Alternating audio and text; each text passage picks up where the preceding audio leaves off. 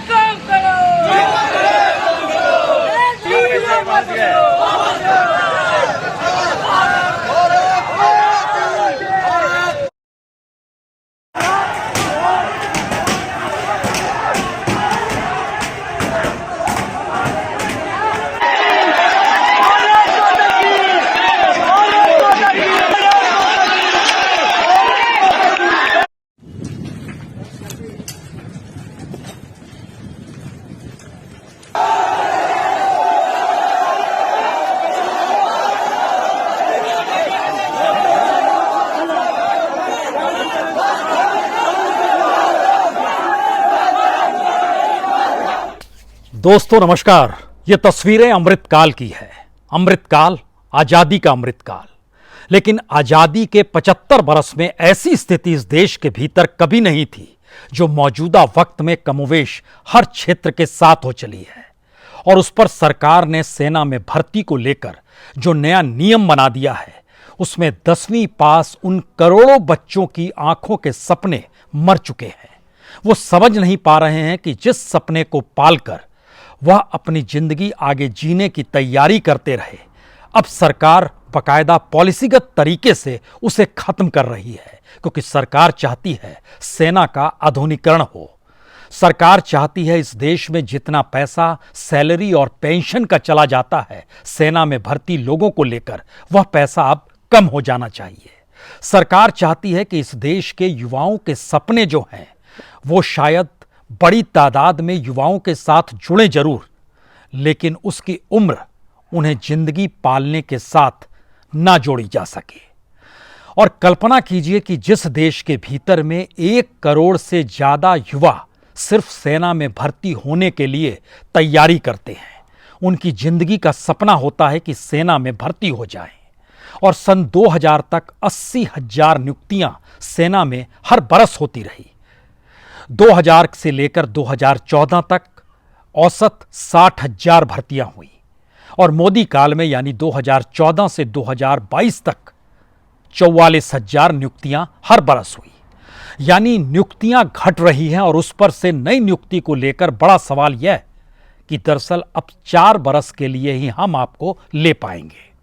46,000 बच्चों को अगले 90 दिनों में भर्ती किया जाएगा, जिनमें से 33,000 से ज्यादा बच्चे सिर्फ 4 बरस की नौकरी कर पाएंगे। बाकी बच्चों को आने वाले वक्त के लिए रखा जाएगा ट्रेनिंग के साथ। लेकिन 46,000 नियुक्तियों के साथ 33,000 बच्चे अगर 4 बरस के बाद हर बरस रिटायर्ड होने लगे, तो कल्पना कीजिए इस देश के भीतर में कितनी बड़ी तादाद में बेरोजगारों की तादाद होगी। मुश्किल सिर्फ इतना भर नहीं है। सरकार सेना के जिस आधुनिकीकरण की दिशा में बढ़ना चाहती है, वह उसमें सबसे बड़ी रुकावट सैलरी और पेंशन को मानती है। उसका मानना है कि अगर हम बजट बनाते हैं जो 2022-23 में लगभग 5.25 लाख करोड़ का जो हमने बजट बनाया, उसमें से 2.5 लाख करोड़ रुपए तो पेंशन में चले गए और सैलरी में चले गए।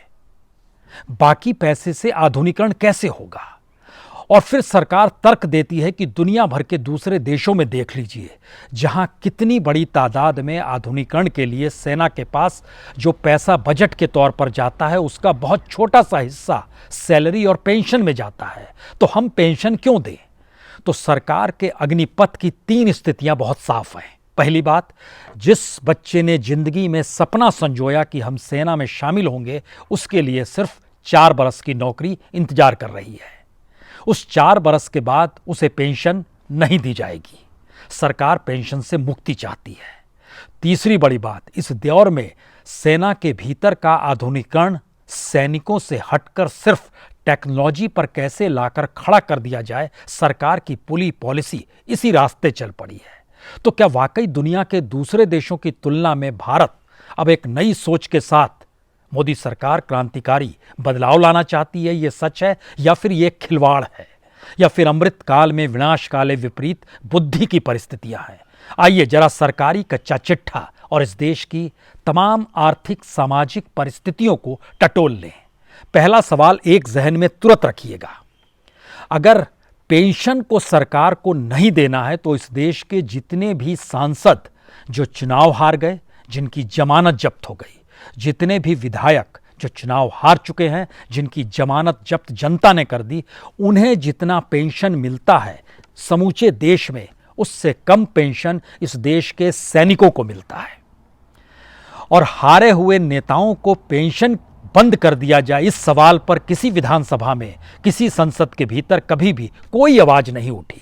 लेकिन सरकार पैसा बचाना चाहती है और उस बचाने के पैसे के साथ क्या क्या कर रही है और क्या होने वाला है, इस गुस्से के भीतर उस हकीकत को जानने की आइए जरा कोशिश करते हैं कि सरकार की ये पॉलिसी ना भारत के अनुकूल है, ना ही इस देश की सेना के अनुकूल है, ना ही इस देश के बेरोजगारों की बढ़ती हुई तादाद में कोई राहत और रियायत दे पाएगी, और ना ही जिस अग्निपथ की परिकल्पना करते हुए रक्षा मंत्री राजनाथ सिंह ने जो सुनहरे सुनहरे शब्दों में तमगों के समान इस देश के सामने फिलॉसफी रखी, वह भी फिट नहीं बैठती है। क्यों नहीं बैठती है, इस सिलसिले को पहले यह भी समझ लीजिए। जैसे ही हमने सांसदों के पेंशन का जिक्र किया, उसी तर्ज पर एक अधिकारी ने जो सेना के साथ और सेना और सरकार के बीच तालमेल बैठाते हैं, उनका एक काम कहना था कि दरअसल इजराइल में इस तरीके से 4 साल की ट्रेनिंग दी जाती है।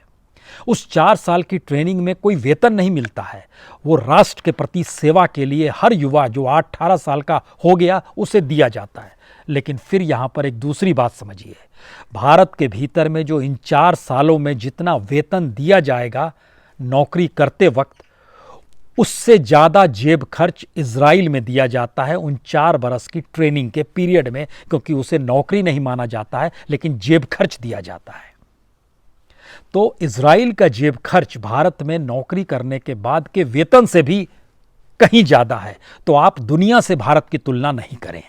दूसरी बड़ी बात, जब दुनिया के दूसरे देशों का जिक्र हुआ तो हमें लगा कि कुछ डॉक्यूमेंट्स को देखना चाहिए। दुनिया में सबसे बड़ी सेना चीन के पास है, तकरीबन 21,80,000। भारत की सेना की जो कैपेसिटी है वह 14,55,000 है, जिसमें से 97,000 पद खाली पड़े हैं। अगला सवाल, चीन जनसंख्या के लिहाज से और बजट के लिहाज से जितना खर्च करता है, भारत उसकी तुलना में कितना कम खर्च कर सकता है, ये आप सोच के हैरत में आ जाएंगे।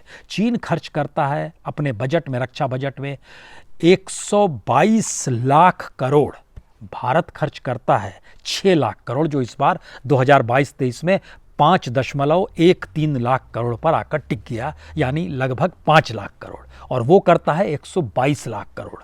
उस तुलना में अमेरिका भी करता है 62 लाख करोड़।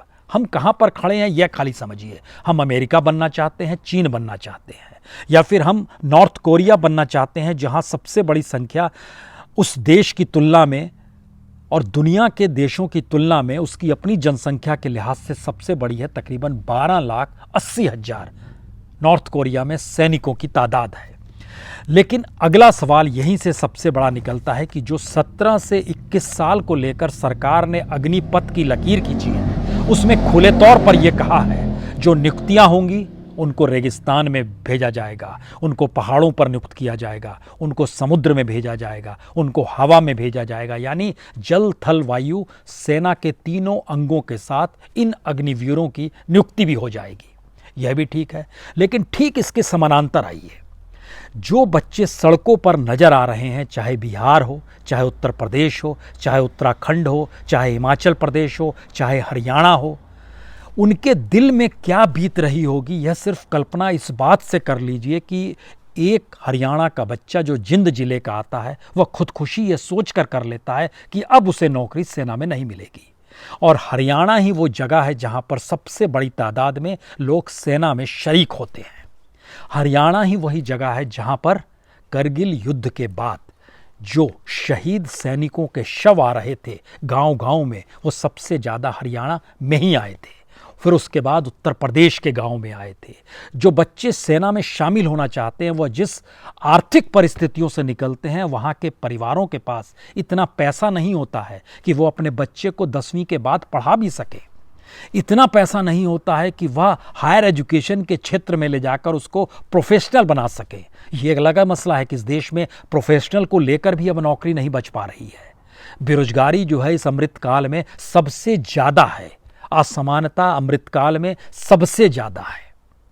लेकिन सेना में नौकरी को लेकर गांव का कोई बच्चा अगर सेना में शरीक होता है तो उसके प्रति एक आदर का भाव पूरे गांव में आता है।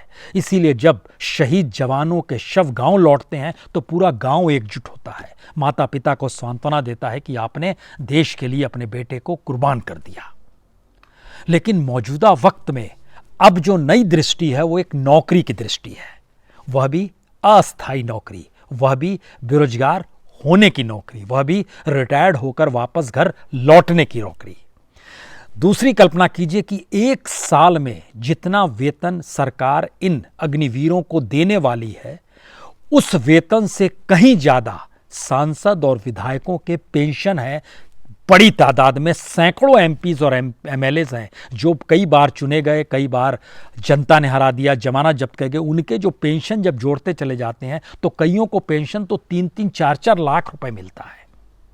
मिनिमम पेंशन जो है वो तकरीबन 25 से 45 हजार के भीतर उसकी कैटेगरी के लिहाज से है, लेकिन प्रति महीने इस नौकरी में 30 से 40 हजार के बीच ही पैसा मिलेगा।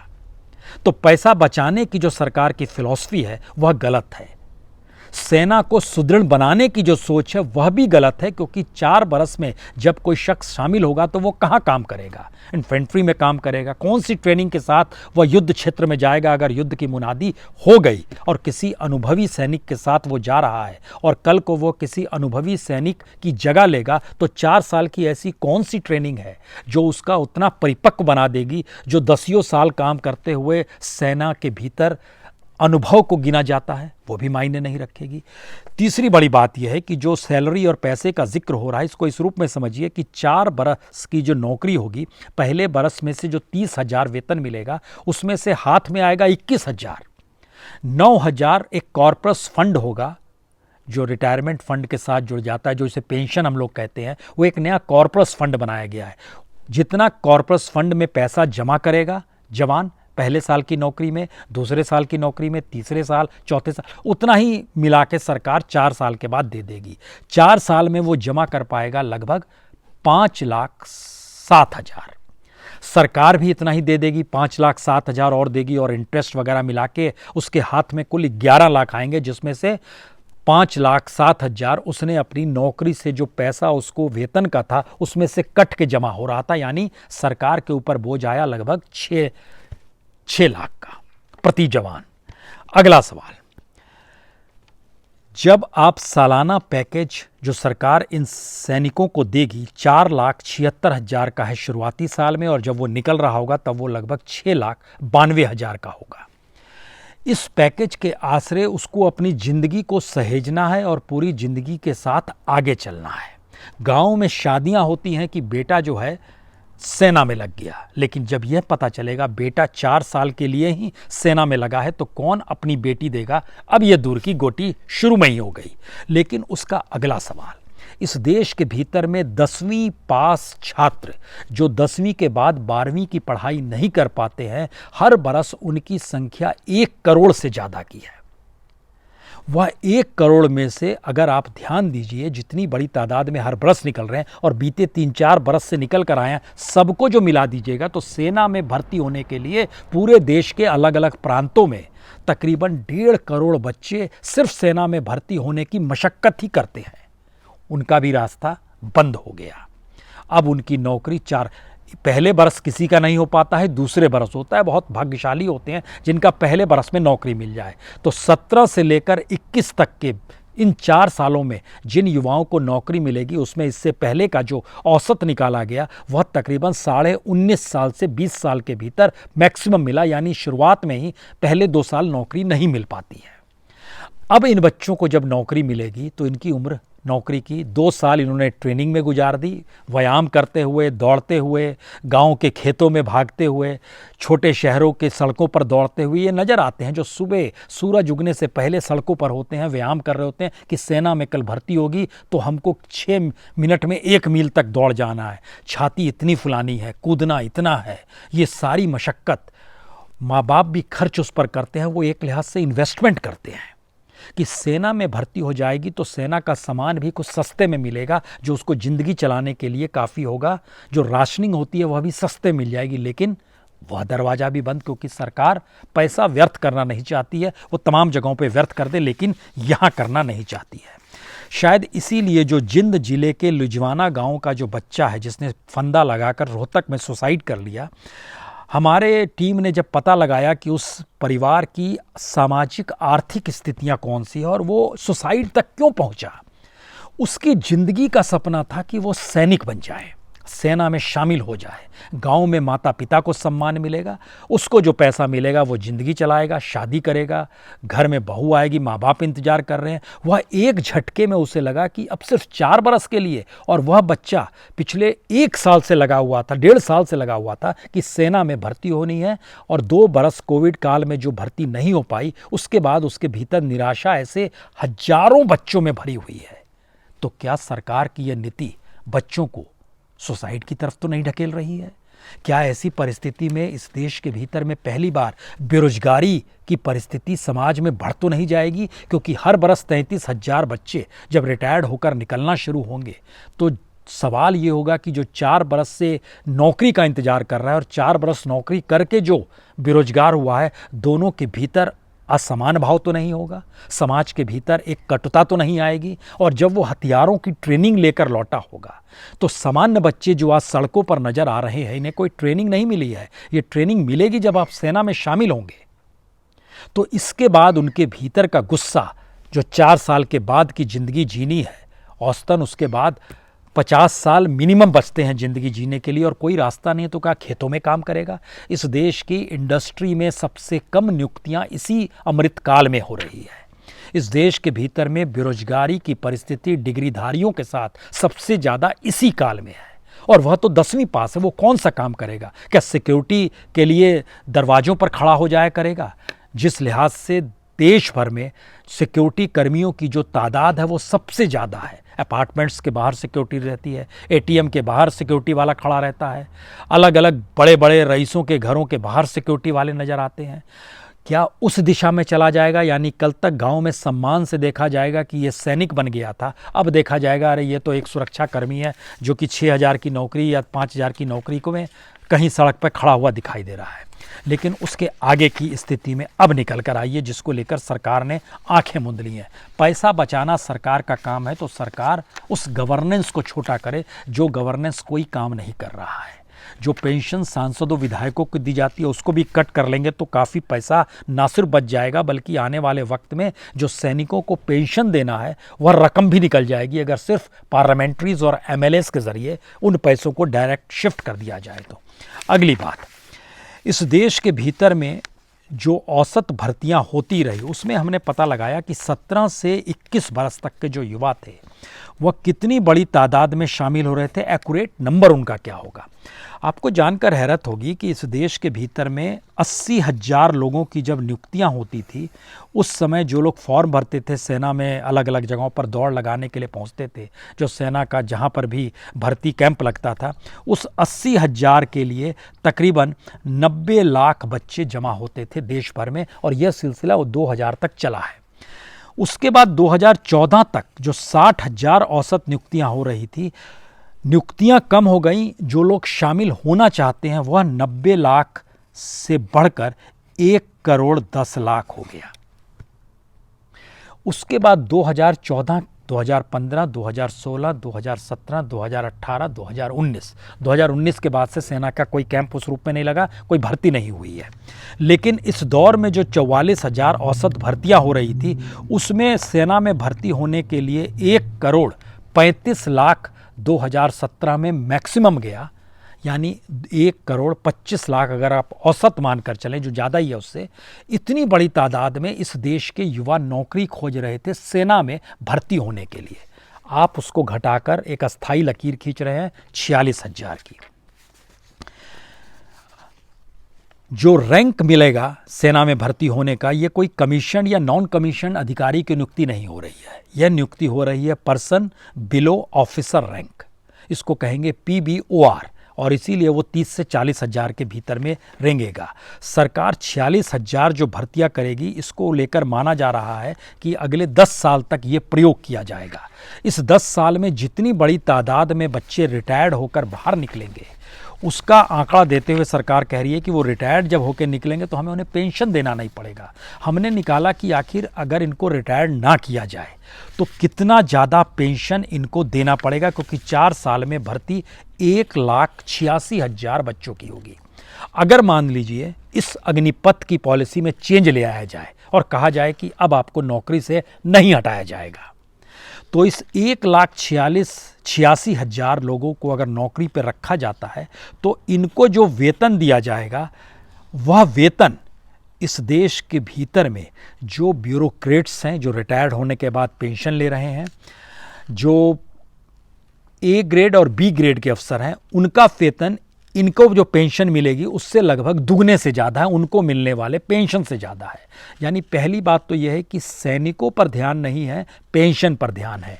और पेंशन का जब तुलना पेंशन से हम करते हैं तो पेंशन पर भी जो वाइट कॉलर जॉब, जिसको ब्यूरोक्रेट्स का जॉब कहा जाता है, उनको पेंशन देने के लिए हम तैयार हैं। उनके लिए हम कोई दूसरा उपाय नहीं लेकर आएंगे, क्योंकि वह उस सिविल सोसाइटी से जुड़े हुए हैं जिसमें आप मुख्य धारा में शरीक होते हैं। आपको रेगिस्तान में नियुक्ति नहीं होती है, पहाड़ पे नहीं जाना पड़ता है, युद्ध स्थल पे नहीं खड़े होना पड़ता है, पानी में गोता नहीं लगाना पड़ता है। यह एक वाइट कॉलर की नियुक्ति है और इसलिए पेंशन की तादाद सैनिकों की तुलना में इन ब्यूरोक्रेट्स की पेंशन लगभग 4 गुना ज़्यादा है, जितनी बड़ी तादाद में भी सैनिकों की मौजूदगी इस देश के भीतर में। तो यह बोझ नहीं पड़ेगा, लेकिन सरकार व्यवस्था कर रही है कि अगले 10 बरस तक जो हम नियुक्ति करेंगे, कुल 4 साल में नियुक्ति हो जाएगी 1,86,000, उसमें से जो रिटायर्ड होंगे उनकी संख्या होगी 1,40,000 रिटायर्ड हो जाएंगे। जो बचेंगे 46,000, उनको 15 साल की नौकरी जरूर मिल जाएगी। अब आप असल सवाल पे आइए, जो इस देश का सबसे बड़ा सवाल है। हमारे पास रोजगार नहीं है, सरकार हाथ खड़ा कर चुकी है। हम लोग लगातार निजीकरण की दिशा में जा रहे हैं, प्राइवेटाइजेशन की दिशा में जा रहे हैं। प्राइवेटाइजेशन गवर्नमेंट की तुलना में 1:20 का रेशियो रखती है, यानी 20 लोग अगर सरकारी दफ्तर में नौकरी पाता है या सरकारी PSU में नौकरी पाता है, जो पब्लिक सेक्टर से जुड़ी हुई जो उद्योग चल रहे हैं, कंपनियां चल रही हैं, तो वो प्राइवेट सेक्टर में 20 बराबर 1 होता है। उस 1 का वेतन यहाँ के लगभग 6 वेतन के बराबर होता है। ये डिफरेंस होता है, यानी एक झटके में प्राइवेट में काम करने वाला एक व्यक्ति और दूसरी तरफ 20 की नौकरी चली गई, तो सरकार ने अपने तौर पर जो रोजगार की परिस्थितियाँ इस देश के भीतर में खड़ी की, उसमें तकरीबन अब जो निजीकरण और मोनेटाइजेशन को साथ लेके सरकार चल रही है, उसमें तकरीबन 96 लाख नौकरियां सीधे सीधे गायब हो जाएंगी, जिस दिशा में अलग अलग मिनिस्ट्री का निजीकरण सरकार कर रही है। नौकरी 96 लाख, इन 4 साल का सिर्फ हम आंकड़ा बता रहे हैं। 4 साल में सरकार 1,86,000 बच्चों को 4 साल की नौकरी देने वाली है, लेकिन 96 लाख नौकरी एक झटके में इस निजीकरण, जो सरकार ने एक पाइपलाइन बनाई है मोनेटाइजेशन की, उस पाइपलाइन के तहत, जिसमें 6 लाख करोड़ रुपया सरकार कमाएगी, 96 लाख नौकरियां साफ हो जाएगी। उसके ठीक समानांतर सरकार रेलवे को लेकर या अलग अलग विभागों को लेकर, रोडवेज़ को लेकर, पावर सेक्टर को लेकर, इन सारी चीज़ों का जो प्राइवेटाइज कर रही है, उसमें से लगभग 36,000 नौकरियां और चली जाएंगी। सवाल 3 ही है, सरकार किसके लिए है, सरकार को बनाता कौन है और सरकार का काम क्या है। सरकार का काम इस देश के लोगों को राहत, रियायत और देश को आगे बढ़ाने के साथ लोगों के योगदान को जोड़ना है। सरकार ने उसके निजीकरण और कॉरपोरेट को जो कौड़ियों के मोल चीज़ें ट्रांसफ़र की, उसमें पहला मैसेज दिया, हम कतई नहीं चाहते हैं कि सरकार अपने तौर पर कोई जिम्मेदारी ले, वह चाहते हैं कि प्राइवेट सेक्टर सारी चीज़ें चलाए, उससे हम पैसा जो लेना है ले लेंगे। पहला मैसेज ये गया। दूसरा मैसेज, इस देश के भीतर में जो बेरोजगारी का आलम है, तो ह्यूमन रिसोर्स का इस्तेमाल कहाँ, कैसे, किस रूप में होना है, सरकार को नहीं पता है। सरकार इसीलिए जो आधुनिकीकरण की परिस्थिति में इस देश को जोड़ना चाहती है, उसका पहला मंत्र यही है कि हमको इस देश के नागरिकों से कुछ लेना देना नहीं है। और तीसरा सबसे महत्वपूर्ण सवाल, पॉलिटिक्स के तमाम अंगों को, वो गवर्नेंस के तौर पर हो, पार्लियामेंट्रीज के तौर पर हो, एमएलएस के तौर पर, उनको कोई नुकसान नहीं होगा। और इस देश के हजारों गांव, हजारों शहरों में जो करोड़ों बच्चे हर बरस 10वीं पास के बाद सोचते रहे कि हम सेना में भर्ती होंगे, सरकार जिस स्थिति में खुद को लाकर खड़ा कर रही है, अगला स्टेप उसका यह भी है कि जो 4 साल की नौकरी चाहेगा उसको बेसिक रिक्वायरमेंट सिर्फ छाती फुलाने और 6 मिनट में 1 मील दौड़ने से काम नहीं चलेगा। उसके कुछ बेसिक टेक्निकल एस्पेक्ट्स भी होंगे, उन टेक्निकल एस्पेक्ट्स की ट्रेनिंग आप लेकर शरीक होइए, यानी वहाँ रोजगार बन जाए जो टेक्निकल एस्पेक्ट में आपको ट्रेंड करेंगे। लेकिन यहाँ पर जब पैसा ही घर में नहीं है और शारीरिक क्षमता और शारीरिक एक्सरसाइज के जरिए ही चीज़ों को आगे बढ़ाना है, वह स्थिति भी धीरे धीरे ख़त्म कर दी जाए। यानी इस देश के भीतर गरीब, इस देश के भीतर का ग्रामीण जीवन में सीमा पर तैनात रहने वाला जो सैनिक है, उसकी ज़रूरत अब सरकार को लगता है नहीं है। और शायद इस देश के अमृतकाल के वक्त में सबसे संकट काल के तौर पर यह परिस्थिति उभर रही है। इसीलिए जो गुस्सा नजर आ रहा है पूरे देश के भीतर में, वह उनकी अपनी जिंदगी जीने की एक आखिरी लड़ाई है। यह अग्निपथ किसके लिए है? सही मायने में इस अमृतकाल का अग्निपथ है ये, जहां समझना और उसके समाधान की दिशा में जनता को ही अपने दबाव से ले जाना होगा। और सबको पता है, इस देश का युवा जिस दिन सड़क पर आ गया, सत्ताएं पलट जाती है। बहुत बहुत शुक्रिया, बहुत बहुत शुक्रिया।